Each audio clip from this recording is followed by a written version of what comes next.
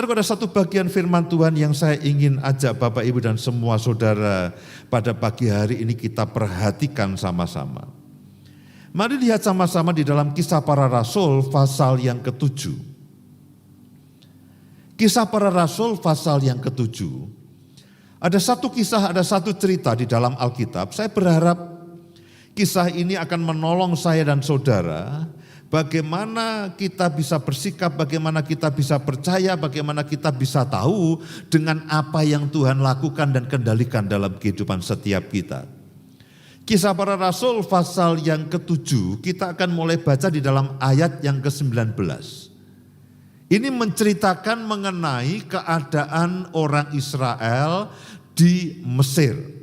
Pada waktu itu seperti kita tahu bahwa orang Israel akhirnya mereka diangkut ke Mesir pada zaman Yusuf, lalu akhirnya mereka katakanlah beranak pinak di situ, mereka tinggal di Mesir sebelum mereka dibebaskan dan masuk ke tanah Kanaan. Pada waktu mereka di Mesir, sementara Yusuf itu masih hidup dan orang-orang raja-raja yang mengenal Yusuf itu masih hidup, mereka dipelihara dengan baik. Lalu muncullah raja yang tidak pernah tahu Yusuf dan tidak pernah tahu akan jasa Yusuf. Lalu mereka memperlakukan bangsa Israel dengan kejam. Ayat yang ke-19. Jadi ini merupakan penggalan kisah, penggalan cerita bagaimana orang Israel itu ada di Mesir.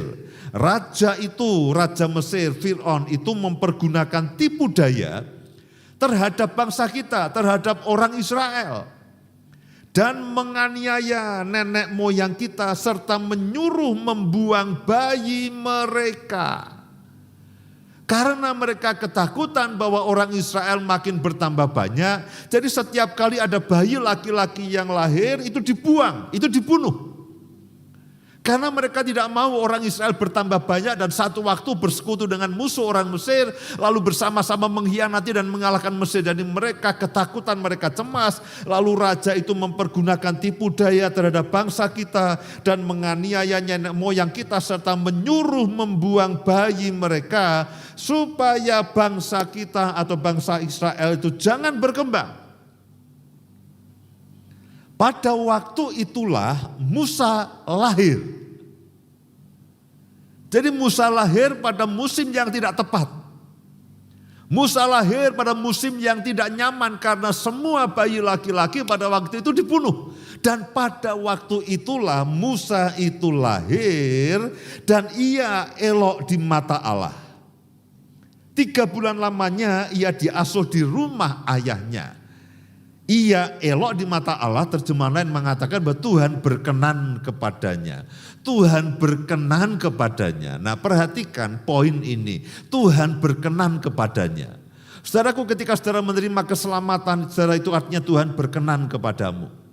Ketika engkau datang kepada Tuhan, engkau mengalami Tuhan, itu artinya saudara elok di mata Allah. Saudara berkenan di hadapan Allah. Nah, momen itu, momen di mana saudara dijamah oleh Tuhan, momen di mana saudara diberkati oleh Tuhan, momen di mana Tuhan itu campur tangan di dalam kehidupan saudara dan saya, momen itu tidak akan terlupakan oleh Tuhan.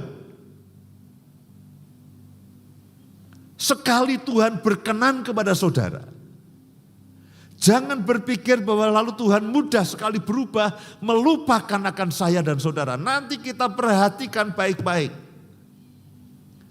Dan ketika dia lahir dikatakan bahwa dia elok di mata Allah. Tuhan itu menyukai Musa. Tuhan itu berkenan kepada Musa. Dan hal yang sama saya mau katakan, dimanapun saudara berada bahwa Tuhan itu menyukai saudara.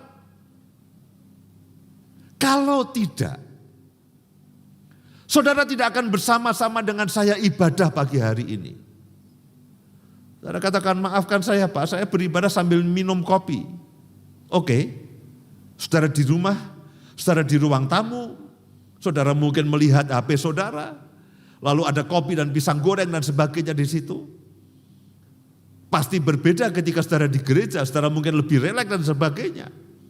Tapi saya percaya, ketika saudara mendengarkan akan pimpinan Roh Kudus dan saudara mengikuti akan ibadah ini dimanapun saudara berada, saya pernah dikatakan bahwa itu artinya Tuhan mau saudara mendengarkan akan firman ini. Bahwa sekali Tuhan itu berkenan kepada saudara, dan Tuhan itu melihat hidup saudara, Dia menyelamatkan saudara, Dia menjamah hidup saudara, Dia mengurapi saudara, Dia memakai saudara, Dia memberkati saudara. Jangan berpikir lalu Tuhan itu mudah melupakan momen itu, meskipun saya dan saudara acap kali mudah melupakannya.